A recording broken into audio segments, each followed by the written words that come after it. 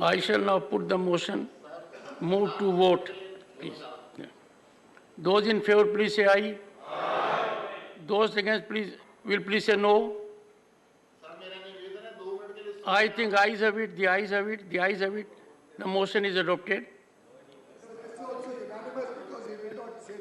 Taking, one second, I'll come to you.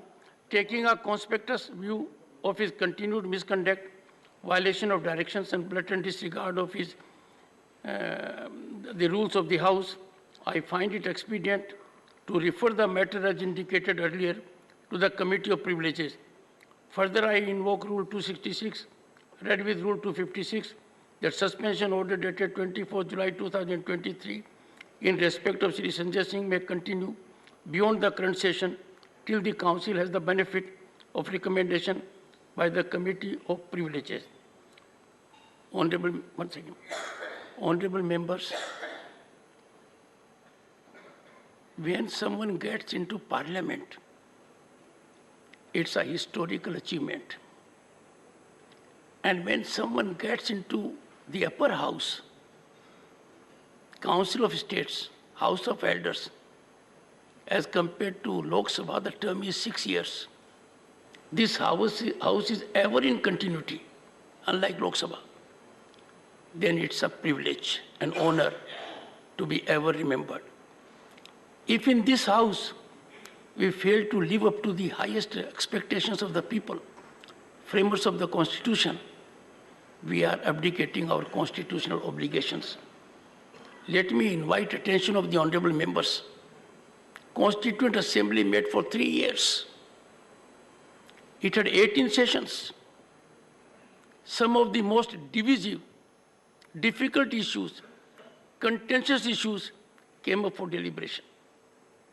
They engaged in dialogue, discussion, debate, deliberation, and had behind-the-scene negotiations. But there was not a single instance of disruption or disturbance, much less members getting into the well of the House. The Honorable Leader of the House said 1 or 2 instances of coming to the well may be condoned. In this chair, I would not agree to that. Even one misdemeanor of a member coming to the well is painful. The member is not aware that his conduct will find disapproval by more than 1.3 billion people. How can a member come to the well, get away from his seat, and still try to make a contribution? Disorder cannot be allowed to be the order of the House.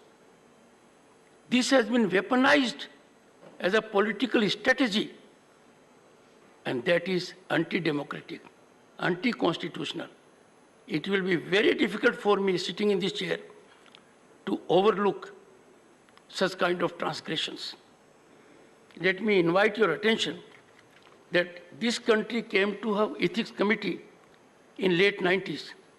And the first chairman of the ethics committee was a veteran parliamentarian, a man who held high positions in the government, both in the Ministry of Home and Finance, Sri S. B. Chauhan. He rendered a report to this House on 1st December 1998, and he indicated framework of code of conduct for members of Rajya Sabha. The members of Rajya Sabha should acknowledge their responsibility to maintain the public trust reposed in them and should work diligently to discharge their mandate for the common good of the people. They must hold in high esteem the Constitution, the law, and parliament institutions, and above all, general public. They should constantly strive to translate the ideals laid down in the preamble of the Constitution into a reality. The following are the principles which they should abide by their dealings. I'll refer to only 2 of the principles. 1, members must not do anything that brings disrepute to the Parliament and affect their credibility. I'll pause here for a moment. Coming to the well, rising on the seat, shouting slogans, coming with a garland of tomatoes. Where are we heading? Where are we heading? Forget about the people at large. Your blood relations, your near and dear ones will not approve of it. And it is now 25 years since this report was put before this House. And the second one, members are expected to maintain high standards of morality, dignity, decency, and values in public life. Each word getting outraged. I must share my concern with the honorable members. What I saw in last few days, challenging manner with physical dimension, daring the chair virtually, what the chair can do. I have been extremely indulgent. But those of the members who have come in utter disregard, it has pained me. It was no rejoicing for me that even a senior advocate, Mr. Vivek Tankha, came into the well. A man holding high position in the legal fraternity, and you engage into such kind of transgressions. Imagine if this happens in a court of law, what the consequences will be. Ours is a much elevated institution. We have to decide the fate of every other institution in the country. We are repository of the power to ensure constitutional institutions continue to be within their bounds. I therefore appeal to you, earnestly appeal to you and plead with you, please informally reach out to your friends on the other side and discuss with them. Otherwise, the consequences for us will be that we'll surge into irrelevance. And that being the situation, the point is very clear. It is perhaps towards the end of the road that we must awaken ourselves and do our duties. I'll take up the next item.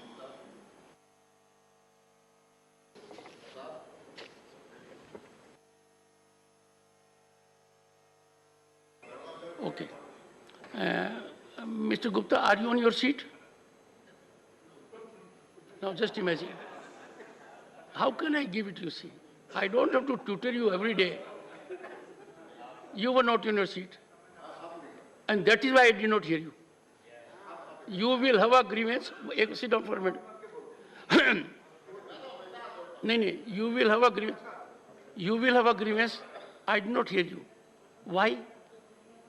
I am at least bound by rules. I was telling you at that point of time, number of times that rule has been read out in the House, that you can speak only from your chair. And this can't be our norm. We have to exemplify our conduct by our actions so that people at large emulate us. They take us as role models. But right now, if they take us role models, then what will happen to the nation at large? I'm afraid I'm unable to. No. Honorable members, we have come to the conclusion of the 260th session of the Rajya Sabha. Let us make an assessment of the ground we have covered in our journey towards meaningful governance and legislative action. Let me tell you, in Lok Sabha, the Honorable Home Minister, for more than an hour, reflected only on Manipur. The Honorable Prime Minister, in his discourse, focused on Manipur, indicated to the nation a soothing and healing touch. अब सोचो हमने क्या खोया क्या पाया. On 20th of December, on the very first day, When the matter came up for consideration, the government had immediately agreed after I had accepted the notice. It was my discretion, my judgment to accept the notice that this House must debate Manipur. The debate did not take place. It was listed in supplementary list of business. I had indicated to the entire House the short duration discussion is limited to 2.5 hours. I invoked my authority under the rules and said, I will keep it open-ended. Members of the House are extremely and enormously talented. We have Padma awardees of the highest category here, 3 of them. This House, on account of unruly conduct, indecorous behavior, could not avail the historic opportunity of guiding the Lok Sabha on Manipur. And that was on account of our actions. This was very painful. Once again, we yielded to the allure of narrow interests and allowed disorder to be the new normal in the proceedings of the House.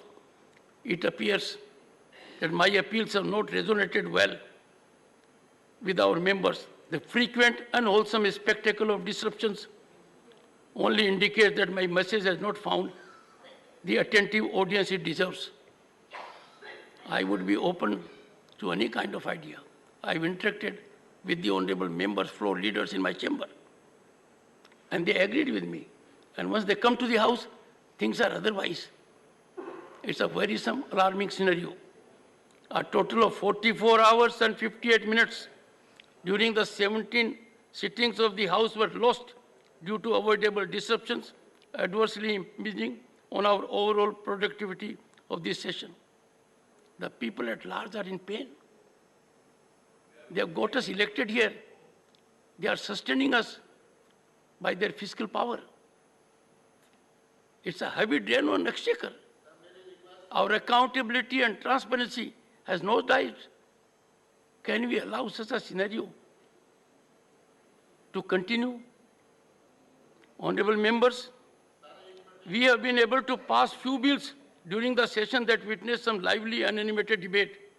We could take up questions on a few occasions, but I feel the productivity of the question hour could have been much better.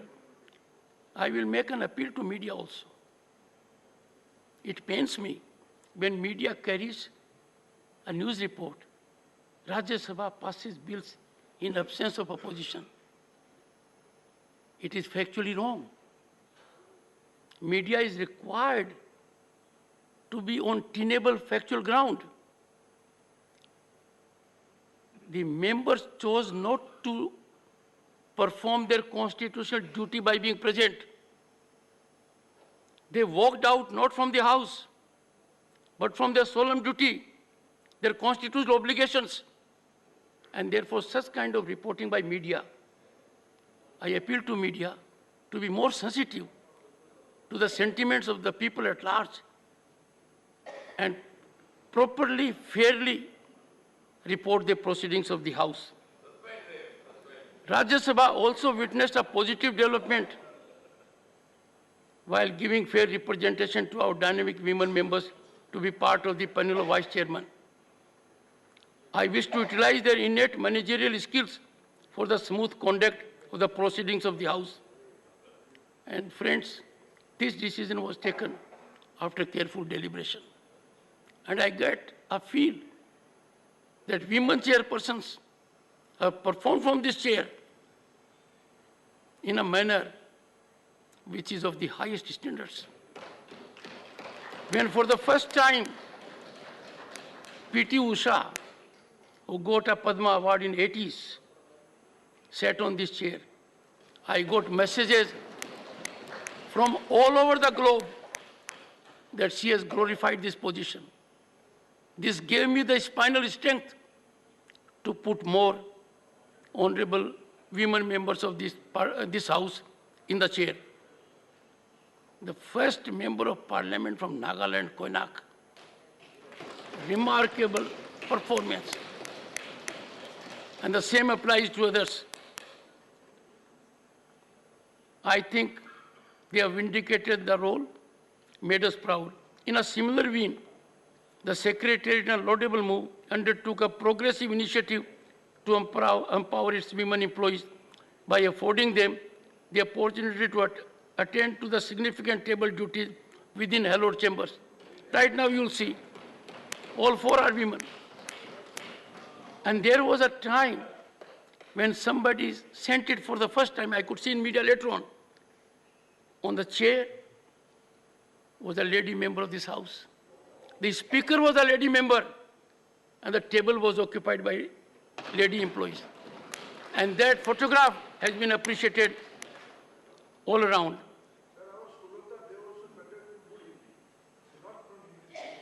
Not from? Area, but during her conduct, she speaks good Hindi, sir. You should acknowledge that. और आपको बताऊं, मैं माननीय मंत्री जी, I have had involved interaction with all of them at Uprashtrapati Niwas, and I have come to know about her outstanding contributions. She is a leader in her own right. I wouldn't say a potential challenge to the Honorable Minister. As a matter of fact, let me report to this House, next session, I'll be having another team because many have interacted with me and they have a huge commitment to their duty, huge experience. Some of them have come from Sarpanch to this level. They have led empowerment of women programs extensively with attendance of thousands. But your point is well taken. Members, honorable members, the Secretariat in another commendable endeavor started a 2-week Rajya Sabha internship program with inaugural batch of 20 interns from northeastern states.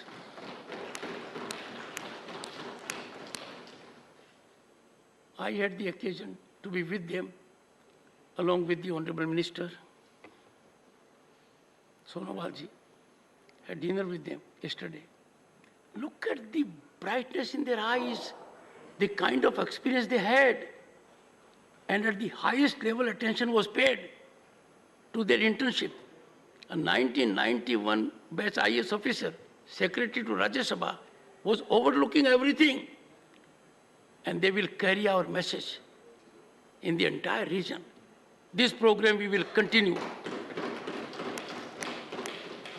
I have no doubt our young interns gained better understanding and insights, and had this house been in a functional mode, it would have been much better. When one of the interns told me, we have been to the convention center. The second one said, we have been to Prime Minister's museum. And the description was so vivid, as if I was in the museum. So that's a great achievement. We'll take it further. Honorable members, I have given certain rulings and made some observations, keeping in mind the expectations of the people from this august house. I know some of them may have been bitter, but I have suffered many such observations as a senior advocate from the court. The court is never ill-motivated against any lawyer. They make observations only to ensure that we rise up in our contributory mechanism in a positive manner. I have made that. I have taken a very few painful decisions, and that was in deference to my constitutional obligation and the respect I have for this esteemed house. If I had not taken those unpalatable decisions, then your respect for me would have gone down. I must express my deep sense of gratitude to Honorable Deputy Chairperson.